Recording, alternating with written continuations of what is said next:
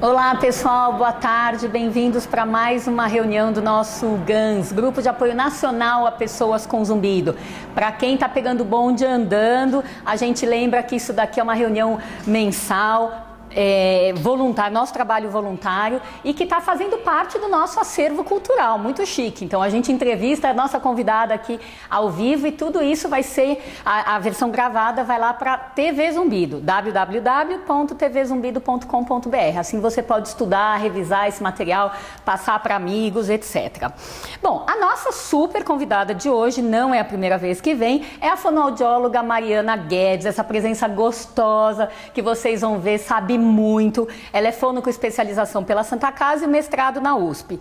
Mas apesar de ter esse lado todo técnico e científico aqui de primeira, não é só isso que a gente vai abordar hoje, não. Com esse tema de hoje que é zumbido e perda auditiva. Ó, duas coisas comuns. A perguntinha específica do nosso tema é: você é do tipo que assume ou disfarça? Então nós duas vamos puxar esse tema, a parte técnica e científica, também para o lado emocional e para o perfil do paciente, que é isso que eu acho que vai fazer a diferença. Não é isso, Mariana? Bem-vinda. Exatamente, obrigada pelo convite. Imagina, a grosso modo ali no seu consultório, das pessoas que você recebe, você acha que a maioria assume ou disfarça a perda de audição? A grosso modo. Eu acho que a maioria tenta disfarçar o máximo que pode. Realmente, quando a perda de audição já está num nível avançado, uma perda grande, já severa, uma perda profunda, não tem como a pessoa esconder, porque daí o impacto é muito grande, né? E é mais difícil disfarçar. Mas enquanto tem uma perda leve para moderada, a maioria tenta disfarçar ainda. É isso aí, essa sensação que a gente tem aqui também. E o que eu vou lembrar para quem nos assiste? Em outras edições do grupo de apoio, nós já falamos muito que existem vários tipos de zumbido, existem várias formas de tratamento, umas mais rápidas, outras mais lentas, umas com mais poder de reverter o problema em si, outros com mais poder de melhorar a qualidade de vida. Então, tudo é importante. Mas no tema de hoje, vamos focar um subgrupo de pessoas com zumbido de difícil melhora, com dietas, com tratamento medicamentoso, tudo isso que a gente faz antes, e zumbidos então que acabam sendo rebeldes e que por isso a gente acha que vai poder se beneficiar com algum recurso tecnológico, com alguma estimulação sonora, e muitas vezes nós acabamos usando a indicação do aparelho de audição, e aí vem toda essa resistência. Então, para quem está pegando o bonde andando, de novo, hoje é uma parte dos pacientes com zumbido que está sendo englobada aqui nesse tema, tá? Só para ninguém achar que é tudo a mesma coisa. Vamos lá. Dentre as pessoas que assumem e as pessoas que disfarçam, o que você acha que pode estar em jogo? Olha, eu acho que as pessoas que assumem têm uma questão de preocupação com a saúde maior. Isso é visível. São as pessoas que se preocupam com qualidade de vida, né? Então, principalmente quem faz um uso muito grande da audição, trabalha ao telefone ou gosta muito de música, são os primeiros que vêm a se queixar, né? A questão ainda da pessoa que não assume a perda de audição ou o uso do aparelho ainda, infelizmente, é muito relacionada à questão estética, o que os outros vão pensar se souberem. Então, as pessoas mais inseguras, com essa preocupação maior, são as que têm mais dificuldade de aceitar a perda e, consequentemente, o tratamento que na maioria das vezes é o aparelho auditivo. Perfeito. Eu acho que uma coisa que a gente vem pensando assim, é o quanto algumas pessoas que disfarçam acabam tendo ou medo ou vergonha do que vai acontecer na imagem delas perante os outros. Então, acho que é um perfil de paciente que acaba se preocupando mais com os comentários, né, alheios possíveis, enquanto as pessoas que assumem, além do interesse na saúde e na qualidade de vida, me parecem que são pessoas mais assim, sabe, resolvidas. Bem resolvida, exatamente isso. Então eu acho que esse é importante também o perfil, porque quando a gente está especulando sobre um tratamento, a ideia é que a gente, profissional, possa ter uma boa expectativa sobre aquilo que a gente está indicando. Quer dizer, para que eu vou indicar um tratamento se eu mesma não estou confiando que possa dar resultado? Não tem sentido nenhum, né? Agora, se eu acho que pode dar resultado pela parte técnica e científica que a gente já viu, mas o paciente está em outro perfil, é muita chance de não ter sucesso nenhum, não é verdade? Eu acho que hoje em dia, além da questão estética física, né, aparência, existe um pouco ainda aquele estigma em relação à idade, né? Porque historicamente o uso de aparelhos, modelos de aparelho, design que a gente tinha até então, que mudou muito atualmente, é muito ligado à questão da idade, da velhice. Então, perda de audição sempre foi retratada em idoso como coisa de velhinho, o que não é verdade. A gente tem bebês, crianças pequenas com perda de audição de monte, então não é uma coisa da idade somente, né? Mas eu ouço muito dos pacientes, eu vou ficar parecendo velho, vão me achar velho se descobrirem que eu tenho a perda. Então tem uma questão também dessa aceitação em relação à idade, ao envelhecimento. Com certeza, que acho que uma das maneiras de disfarçar o problema é a pessoa não aceitar, não com medo dos outros, mas para ela mesma pesa, né? Pensa, nossa, mas eu tô mais velho, ou nossa, eu tô mais... Exatamente, exatamente. Bom, de qualquer jeito, só para reforçar essa coisa que é uma coisa de qualquer idade, realmente, tem um vídeo aí, acho que de uma semana para cá, eu já recebi umas 3 vezes aí pela internet, de um nenezinho de 7 semanas, você viu? 7 semanas nos Estados Unidos, que nasceu, né, com perda de audição e está fazendo a primeiríssima estimulação auditiva com o aparelho de audição. Então ele tá lá chorando e não sei o quê, porque a fono tá lá mexendo no ouvido dele. A hora que liga e que ele começa a ouvir, ele para. Então, reação linda de ver, né? Porque eu trabalho com criança.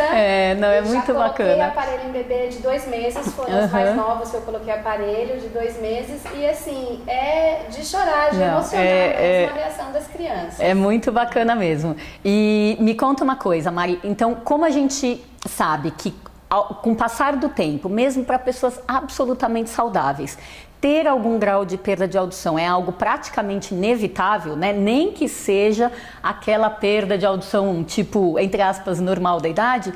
Quando que é o ponto para a gente começar a dar valor para a perda de audição? É quando começar a sentir alguma dificuldade, é quando começa já sabe que tem na audiometria, mas nem se deu conta, é quando tem zumbido. Quando que é o momento de prestar atenção na perda? Eu acho que a gente tem aí, no caso de perda de audição, principalmente essas perdas iniciais, as perdas leves, a gente tem 2 coisas para prestar atenção, né? 2 coisas que a gente tem que pensar. Uma questão é a questão técnica científica.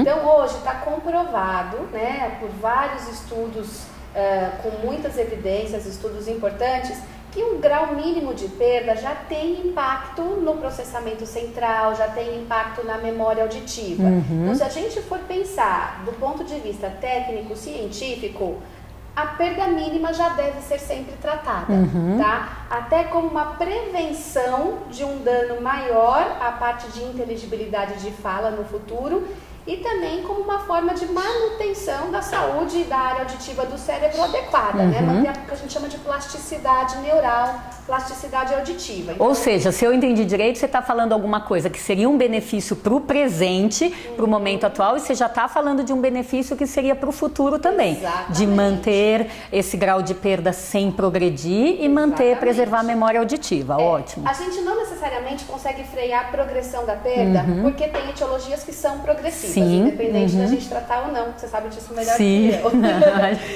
Mas assim, a prevenção de uma perda de plasticidade, de conexões cerebrais, conexões neurais em áreas auditivas, né? Ou seja, é manter o organismo funcionando o mais próximo do normal possível. Então, um tratamento funcionaria para isso. Então, se a gente for pensar desse ponto de vista, a perda mínima tem que ser tratada. Porém, a gente tem que ver o impacto disso na vida do paciente, né, ou do indivíduo. Tem indivíduos que não relatam impacto, que são resistentes, e você forçar um tratamento nesse momento vai gerar, às vezes, mais estresse, uma rejeição, uma adaptação mais difícil para esse paciente.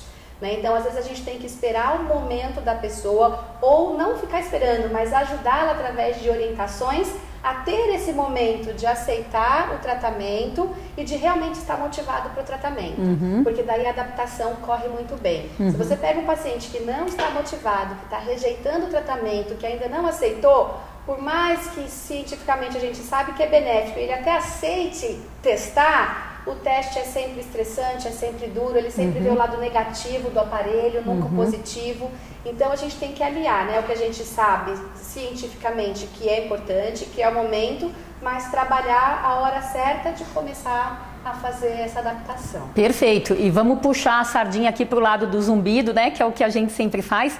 Eu ainda vejo muitos pacientes que não, além de ter essa ideia mais negativa do aparelho de audição, eles não têm tanta noção de que um aparelho auditivo é também uma ferramenta muito válida para melhorar alguns tipos de zumbido, muito válida, né? Ele pode ser usado de maneiras diferentes, daqui a pouco a gente vai ver isso, mas assim, é importante estar amplificando esse conceito de que a prótese auditiva não serve somente para melhorar a audição. Então, dentro de todo esse conceito mais moderno de neuroplasticidade, né, de toda essa mudança que o nosso cérebro, as nossas vias auditivas conseguem fazer, se elas estão pouco estimuladas ou se elas estão muito estimuladas, isso é uma ferramenta excelente para a gente poder manipular, né, dentro dessa capacidade que o cérebro tem, para conseguir o benefício que a gente quer. Então é como um treinamento de academia, não adianta você ser toda magrinha e querer ficar mega musculosa da noite para o dia.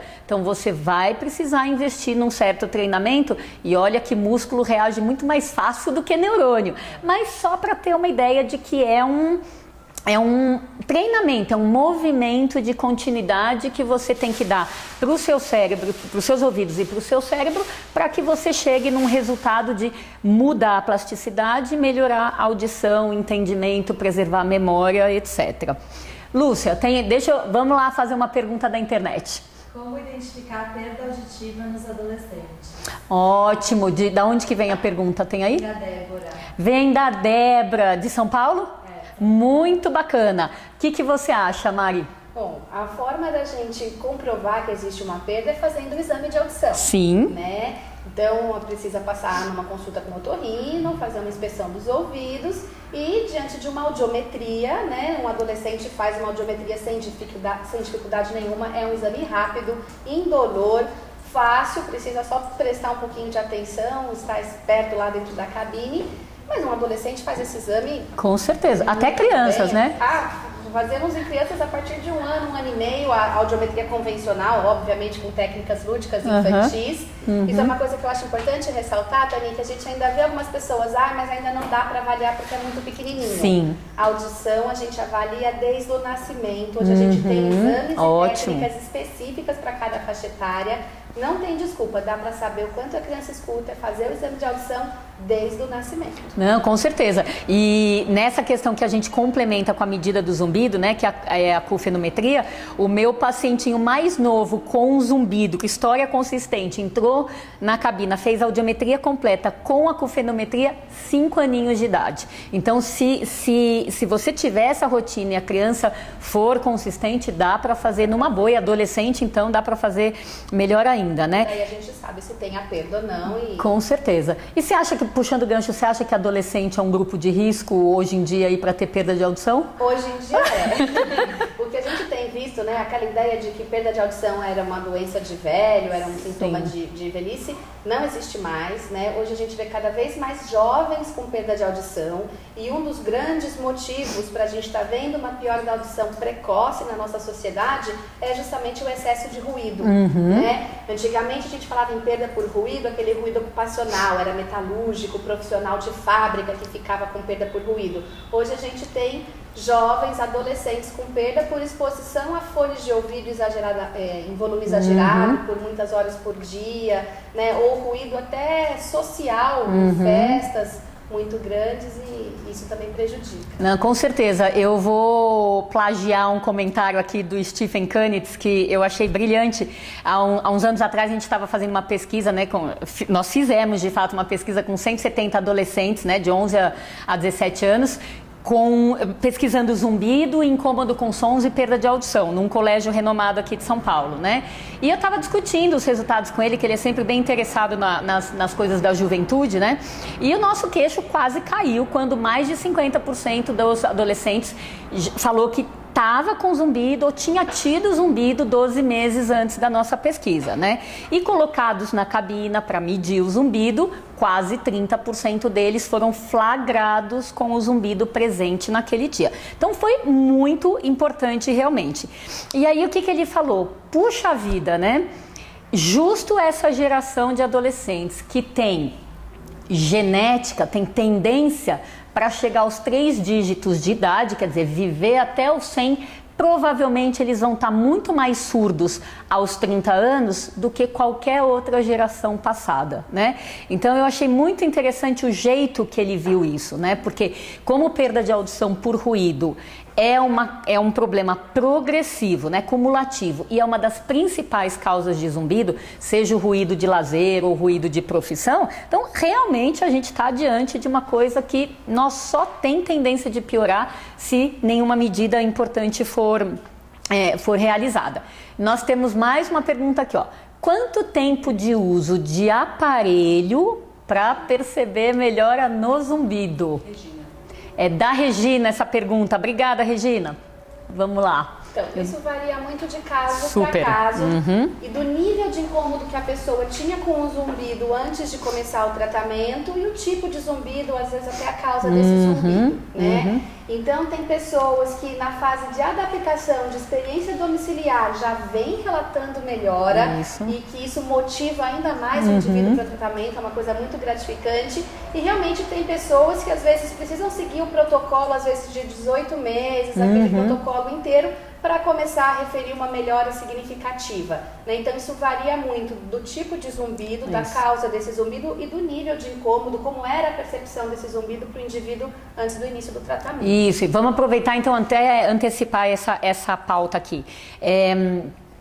Quando a gente indica um aparelho de audição com meta dupla, vamos dizer assim, melhorar essa questão, essa performance auditiva e melhorar também o zumbido, tudo pode acontecer, é impressionante, né? Então, dentro desse período de teste, de aclimatização, as respostas podem ser muito rápidas, quer dizer, o paciente já vem com um sorriso de orelha a orelha, né? Quando ele sente a melhora rápida dos 2 sintomas, da perda e do zumbido, ou a coisa pode ir aos poucos. Mas, o que a gente está tentando fazer? Para o médico, antes dele indicar o teste do aparelho, ou para a fono, antes de começar a adaptar o aparelho no ouvido, nós queremos ver se a audiometria pode dar minúcias daqueles casos que vão bem e daqueles casos que não vão tão bem, vamos dizer assim.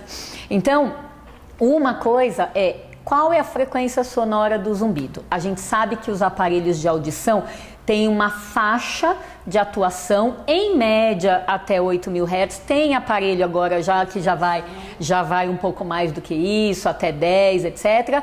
Mas aonde no espectro auditivo ali está a frequência sonora do zumbido? Quanto mais perto ali, até 4.000, 3.000, quer dizer, aquela faixa que qualquer aparelho consegue amplificar, maior a chance do zumbido melhorar rápido. Só que a gente sabe aqui das acufenometrias que fazemos que a maioria dos zumbidos é 8.000 Hz, às vezes 6, às vezes 9 a 10. Então a maioria não é tão fácil de ter essa melhora rápida. E isso não é motivo para não testar o aparelho, muito menos para não adquirir. Então, se você tem, de novo vou comparar com a musculatura, fazendo essa ressalva. Se você tem facilidade para criar músculo, provavelmente você vai chegar naquele corpo torneado mais fácil. Se você não tem facilidade, você pode chegar de qualquer jeito e isso vai demorar mais tempo. Então, essa estimulação sonora que vem vindo aos poucos, né, do ambiente para dentro dos ouvidos, lá para o cérebro auditivo, para dentro dos ouvidos, lá para o cérebro auditivo, num ritmo, numa frequência muito maior do que, frequência que eu falo assim, na frequência sonora, na continuidade do que o que acontece para quem tem perda de audição. Isso vai mudando aquela plasticidade que nós comentamos e vai aos poucos podendo melhorar o zumbido, certo? Eu acho que você deu um exemplo interessante que eu queria até continuar, que é a questão da musculatura, né? Você falou, tem pessoas que têm mais facilidade, né, de ter a musculatura, então faz um pouquinho de exercício e fica todo definido. Tem pessoas que têm mais dificuldade, precisa de mais tempo, e eu diria não só mais tempo, mas mais empenho, mais trabalho, porque não adianta também fazer a ginástica de qualquer jeito, né? E com o aparelho auditivo, com a plasticidade, também não existe, eu sempre falo para os indivíduos, não existe mágica, né? Que você coloca lá o aparelho e tudo virou mágica, vai ouvir tudo a hora que você quer, do jeito que você quer. Existe um empenho pessoal. Perfeito. Né? Além da motivação, às vezes é necessário um treinamento, né? Um treinamento auditivo, alguns exercícios para ajudar aquelas vias a se restabelecerem ou se reorganizarem. Né? Então não é também só colocar o aparelho e esperar sentado, a gente tem que treinar às vezes, ajudar essa audição a se reorganizar. E quando que você acha que seria, pela questão auditiva da prótese, quando que você acha que seria o momento de auxiliar com treinamento? Em que momento que você cai a ficha e fala, esse caso vai bem? Muitas vezes o próprio exame já nos dá alguns dados, quando a gente observa que a perda não é tão grande, mas existe já uma perda de discriminação auditiva importante, ou o paciente tem queixas específicas importantes em situações de ruído, de múltiplos falantes. Então isso já vai dando umas dicas de que às vezes não é só o periférico que está afetado, que a gente precisa reorganizar um pouquinho essa parte mais central da audição, né? Durante a fase de adaptação, conforme o paciente dá as respostas, a gente também vai suspeitando. E na dúvida, a gente pode fazer alguns testes específicos para avaliar melhor essa parte de inteligibilidade de fala, né? De fala no ruído, de atenção seletiva e verificar mais objetivamente se o paciente precisa de um auxílio a mais, um treinamento a mais ou não. Ok. Ô Mário, o que você acha daqueles pacientes que acham que não estão escutando bem por causa do zumbido? Tá. Isso é muito comum e até interessante quando ele vem para o tratamento, né? Esses pacientes são aqueles que se incomodam mais com o zumbido do que com a perda de audição. Então, às vezes, eles nem mencionam a perda, vem com a queixa de zumbido. Isso. E quando você começa a falar no aparelho auditivo, você fala, não, peraí, eu vim para tratar o zumbido, a perda não me incomoda. É até difícil ele entender que o aparelho pode auxiliá-lo no zumbido também, né?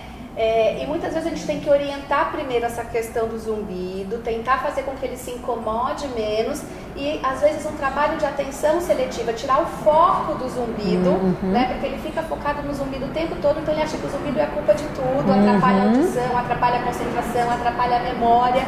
Então a gente precisa um pouco de orientação, às vezes alguns exercícios para mostrar para ele que ele pode escutar bem mesmo tendo zumbido. Sim. Às vezes fazemos algumas provas terapêuticas para mostrar, viu, como você está escutando.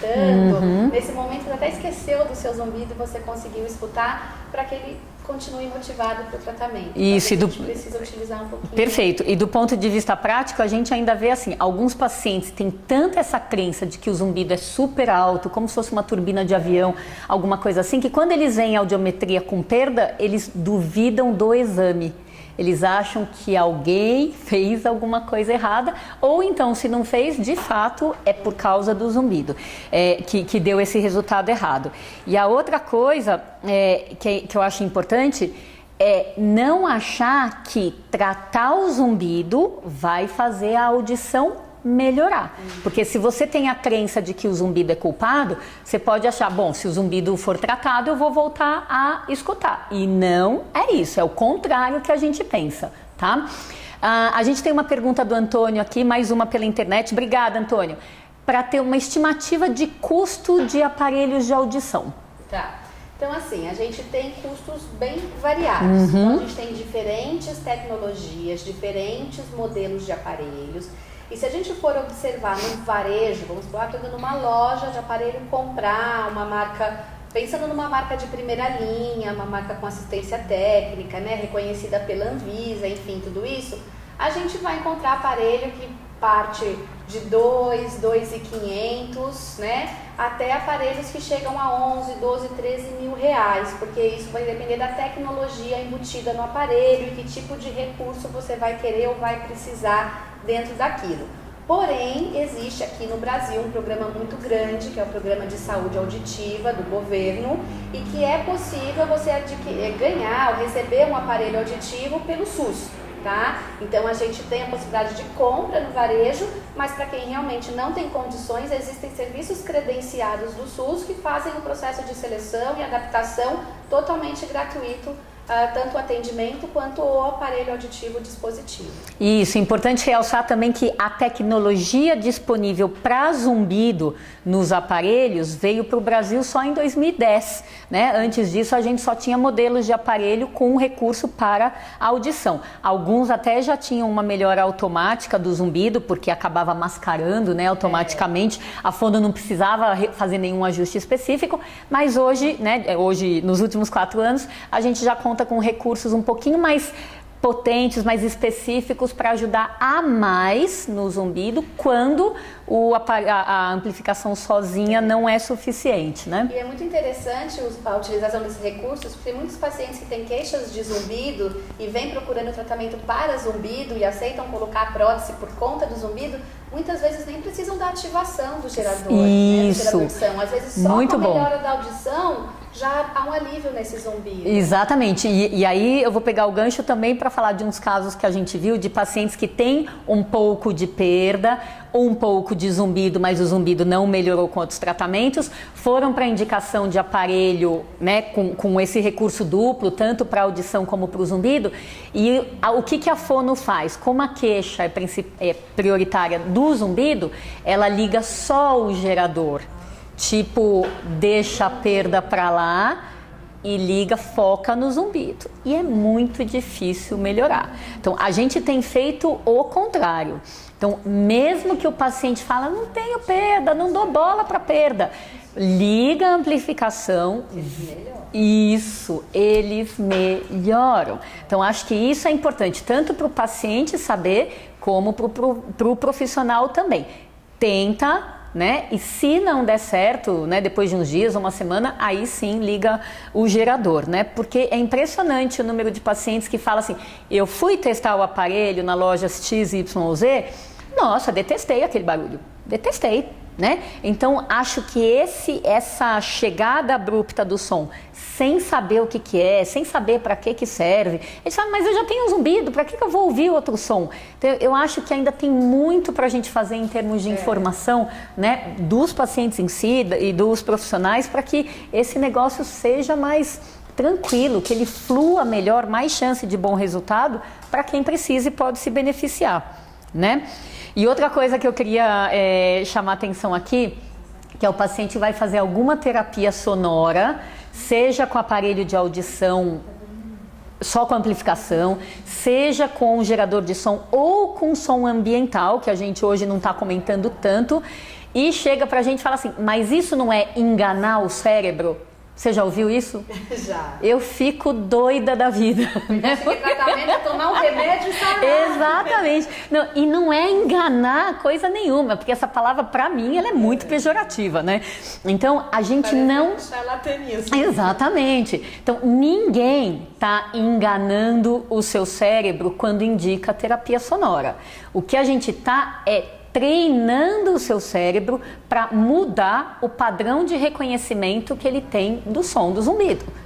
E como qualquer treinamento, isso pode demorar. Em média, 12 meses é o que se fala na literatura, e na prática a gente vê coisas de A a Z, de A a Z. Por isso que eu sou suspeita, mas eu sempre acho que vale a pena testar. O máximo que vai acontecer é a pessoa não ter um benefício a curto prazo, certo ou não? Exatamente. Se não tiver um benefício a curto prazo no zumbido, que é o sonho de consumo desses pacientes, né, que acabam nos procurando, mesmo assim, como a Mariana já falou, tem outros benefícios para o momento presente e benefícios para o momento futuro, que são importantíssimos deles terem em mente, não é isso? Às vezes é difícil você convencer, então precisa muita orientação, porque o paciente está focado muito no presente. Então isso não me incomoda hoje. Mas o que a gente que trabalha com isso vê no dia a dia é que o paciente que demorou para vir buscar ajuda, ou seja, que teve uma perda e ficou aí 5, 10 anos com essa perda de audição, disfarçando, não, eu não preciso, não vou usar aparelho agora, vou deixar piorar. Quando vem depois de 10 anos, né, é muito mais difícil a adaptação, e aí são os casos que geralmente precisam do treinamento para ajudar, porque só a colocação da prótese não ativa essa plasticidade. Perfeito, vamos traduzir, não traduzir, mas vamos reforçar isso aqui. Quando a pessoa tem alguém na família que falou assim, meu pai, minha mãe usou aparelho depois dos 70, eles têm 50 e acha que não vai dar certo, a tendência dele é ficar esperando e não vale a pena. Me fala uma coisa, Mari. Quando as pessoas pensam em tecnologia, assim, normalmente já vem uma coisa cara na cabeça, né? Para essa questão da abordagem do zumbido, de enriquecimento sonoro, tem coisa baratinha, né, ou com pouco custo que dá para a pessoa fazer? Tá. Bom, o conceito de baratinha é bastante relativo, sim, né, de indivíduo para indivíduo. Mas assim, existem algumas empresas, algumas marcas de aparelhos que têm tecnologia a um custo que eles chamam de tecnologia básica. Geralmente as marcas de aparelho auditivo, elas se dividem, né, dividem o portfólio de produtos em tecnologia básica, intermediária e avançada. Algumas empresas trazem a tecnologia para zumbido só nas linhas intermediárias e avançadas, mas a gente tem algumas que já tem a tecnologia do gerador de som, do tipo de ruído em tecnologia básica, né? Então dá pra gente tentar um aparelho com custo-benefício um pouquinho melhor, mais razoável, não precisa ser só um top de linha. Ok, então, perfeito. Consegue... E ainda complementando na questão financeira, para quem não tem perda de audição ou tem uma perda que não precisa de amplificação ou de fato não se beneficia da amplificação, existem métodos alternativos que você pode garantir a sua estimulação sonora. Usando alguma fonte sonora ambiental, como uma fontezinha de água que você ligue na tomada. Eu lembro de uma paciente que pegava um vaso de água e colocava dentro aquela fonte do aquário, né? Então ela borbulhava aquilo a noite inteira. Sons musicais, de preferência só a melodia, sem a fala, né? Para não chamar muita atenção, enquanto você vai fazendo as suas tarefas, seja ler, se concentrar, meditar, plantar bananeira ou dormir, né? Então isso eu acho que nesses casos de zumbido acaba ajudando, são horas, né? Usar isso de noite são horas de estimulação passiva que pode dar um efeito cumulativo sem a pessoa se incomodar tanto. Aonde que vai pegar? Se coloca o som ambiental e o parceiro, né, não gosta, essa é uma possibilidade real de acontecer, e daí nesses casos a gente recomenda que a fonte sonora seja colocada com fone de ouvido, sabendo que tem o risco de virar e machucar a orelha, etc. Mas são coisas para as pessoas poderem ter alternativas, pelo menos para começar a estimulação sonora, sem custo. Então funciona, não é tão prático, né? Mas de fato é uma possibilidade. Tem aplicativo de celular também, hoje isso, que não tem custo, né? E tem os travesseiros também. Isso, né? Também são outras opções, exatamente. Sempre vai tendo uma possibilidade. Então, sabe que o mercado é muito criativo e tá aí para ajudar todo mundo, né? Não é desculpa. Com certeza, com certeza. Eu quero aproveitar para agradecer aqui que nós estamos com 140 internautas ao vivo nesse momento nos assistindo. Pode ter certeza que isso é boa coisa. E lembrando que depois isso vai lá para a TV Zumbido, para quem não está disponível no momento, poder xeretar isso de noite. Vamos lá, a pergunta do Adilson. Uso de aparelho. Quando fico sem o aparelho, eu vou ouvir menos do que antes de colocar o aparelho? Eu vou fazer essa pergunta de uma outra maneira que vários pacientes me perguntam. O aparelho vicia? Depois eu não consigo mais ficar sem ele? As pessoas falam isso de óculos. Nossa, também, sim, né? Super. Não diria que o aparelho vicia, o aparelho faz bem. Isso. Então muitas vezes a pessoa se sente tão confortável, ouvindo tão melhor, que quando tira sente falta. Sim. Né? Então sente falta daquele benefício. O aparelho não vai fazer você ouvir menos, tá? Porque a sua perda de audição, se ela não for progressiva, se ela estiver estável, ela não vai mudar por conta do uso do aparelho, nem do uso nem do desuso, né? Então aquela perda de audição não piora e não melhora por conta do uso do aparelho. Mas é a sensação de falta de som. Você passou o dia escutando, a hora que você tira, você sente falta. Sim. Né? Talvez você não sentisse essa falta antes de usar o aparelho porque você estava acostumado a não escutar. Então, para você, o padrão do mundo era aquele som baixinho, tudo mais suave. A partir do momento que você volta a escutar e seu cérebro se reorganiza para trabalhar com aquele mundo de sons que você tem em volta, a hora que você tira, você fala, ué, peraí, estranho, né? Tá faltando alguma coisa, mas não é que piorou a perda. Né? Você se acostumou a escutar de novo e sente falta dos sons. Com certeza. Ô Mari, o que você acha de algumas empresas que normalmente fazem uma propaganda de aparelho de audição, vendem não sei quantas parcelas, estão lá na faixa na rua, você já passou assim? Já. Faixa na rua, propaganda em revista, perda de audição, zumbido, procure a empresa tal, venha testar sem ônus, né? O que você acha disso? Então, na verdade, eu acho que como tudo, não só com aparelho auditivo, a gente vê vendendo um monte de coisa por aí. Mas o aparelho auditivo é um tratamento relacionado à sua saúde, né? Não é um produto que você usa, não deu certo, quebrou, você joga fora. Um aparelho mal indicado, ele pode prejudicar a sua audição, ele pode prejudicar a sua saúde. A gente tem que lembrar que não é remédio, mas é um tratamento. Sim. Né? É um equipamento que tem que estar muito bem regulado e tem que ser de boa qualidade. Ser de boa qualidade, estar bem regulado, não significa que ele tem que ser o mais caro, como a gente já falou. Sim. Mas ele tem que ser regulado por um profissional competente, com formação para isso, com especialização para isso. Esse equipamento ele tem que ser registrado na Anvisa, você tem que ter assistência técnica, tem que saber a procedência. Então tudo isso está envolvido. Se você vai pagar à vista em 1 milhão de parcelas, hoje tem financiamento bancário para isso, não faz diferença desde que aquilo tenha sido indicado com ética e com competência e seja um dispositivo reconhecido, com assistência, com registro, bem indicado, né? Porque um aparelho mal indicado, sim, pode prejudicar a audição. Ok, excelente. E eu acho assim que dentro dessa questão de não ter indicação médica e direto para, não ter investigação, né, do problema e direto pro aparelho, pode aparecer algum tumor lá, alguma doença degenerativa progressiva que você vai testar o aparelho, a pessoa vai testar num nível, vamos dizer assim, e logo depois essa perda vai progredir, você vai perder a potência, né? Então existe o risco, né? Então a gente sempre recomenda essa avaliação multidisciplinar para fazer uma coisa com segurança, né? Exatamente.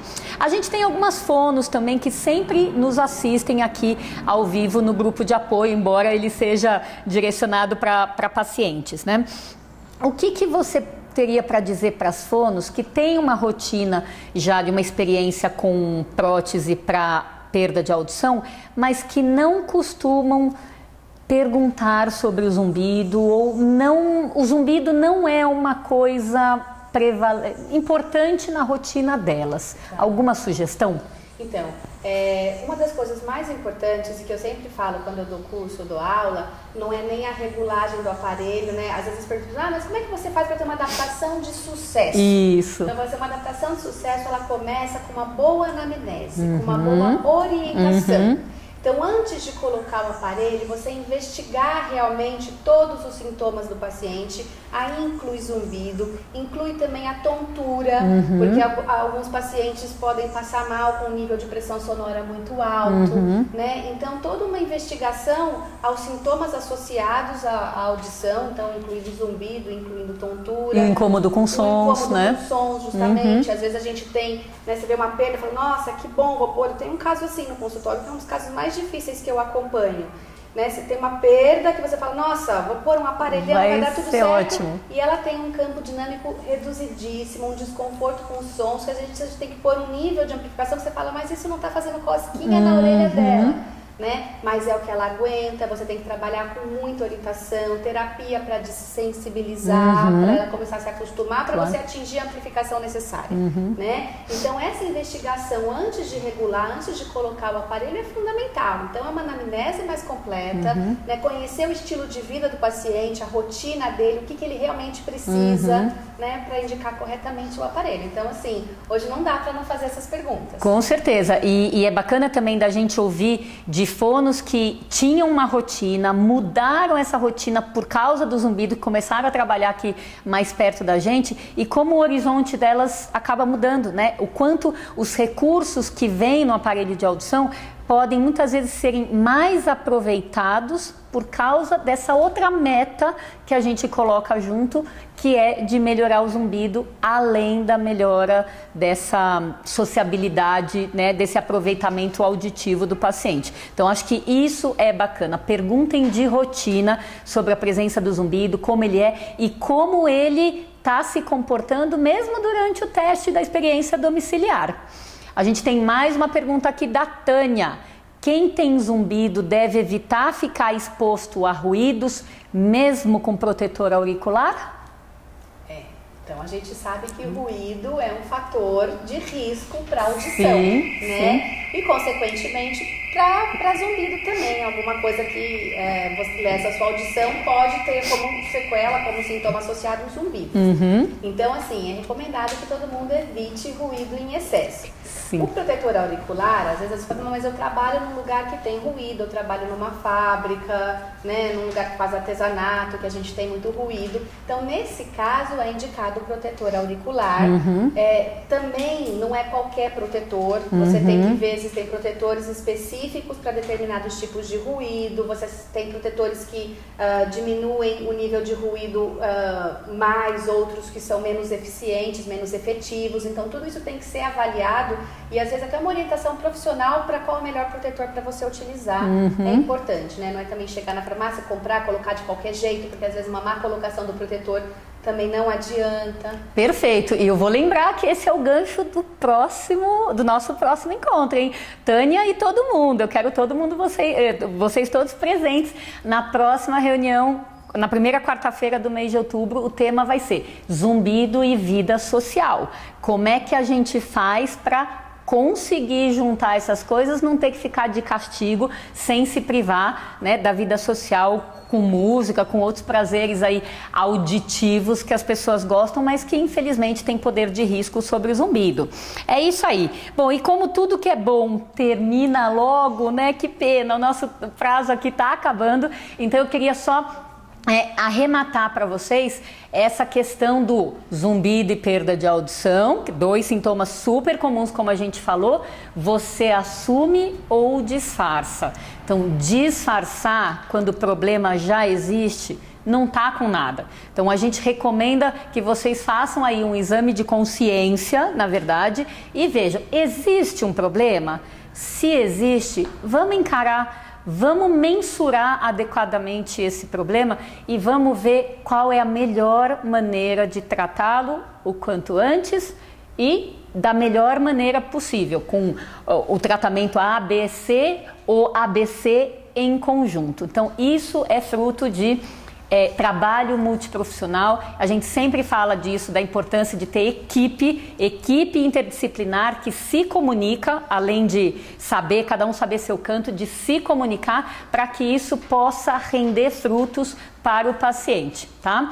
Então, eu vou terminar aqui agradecendo demais a Mariana, porque além desse show de bola aí que eu particularmente acho que ela hoje, em particular, ela veio colaborar com vocês aqui, com a gente, deixando um nenezinho de quase 2 meses de vida lá na casa dela, tá? Então, meus agradecimentos triplos. E quero aproveitar para pedir para você deixar o seu contato, para quem gostou, entrar em contato direto com você. Eu queria só deixar um recadinho, pegando o gancho das pessoas que têm dificuldade de assumir e que tentam disfarçar. E o que eu observo na prática, Tânia, é que o fato de disfarçar, ficar o tempo inteiro fingindo que aquilo não existe, gera mais estresse para a pessoa. Sim. Porque não adianta disfarçar uma perda de audição. Em algum momento, em alguma situação, aquilo vai aparecer. Porque ouvir é difícil, ouvir não é fácil. Ouvir na rua, no supermercado, um lugar que tem muito ruído. Né? Então, ficar tentando disfarçar e querer entender tudo gera muito mais estresse. Gastar muita energia para uma coisa básica. Desnecessária. Né? E às vezes os pais das crianças não querem adaptar crianças com perdas leves. Vai sofrer bullying. Bullying ele vai sofrer se começarem a perceber que ele não escuta e que ele fica dando fora. Perfeito. Né? Perfeito. E não é o aparelho auditivo, as crianças levam o aparelho auditivo numa boa, os pais ficam de boca aberta, eles levam muito melhores, eles colocam e ficam felizes, querem que apareça. Né? Então, acho que tem que pensar um pouquinho Excelente. nisso, tá? Se alguém precisar de alguma orientação, alguma ajuda, eu vou deixar o meu e-mail, é mariana.guedes, número 2, @gmail.com. ou o telefone comercial 3167-2156. Isso, excelente. Brigadésima mais uma vez. Até a próxima para vocês. Obrigada pela audiência. Tchau, tchau.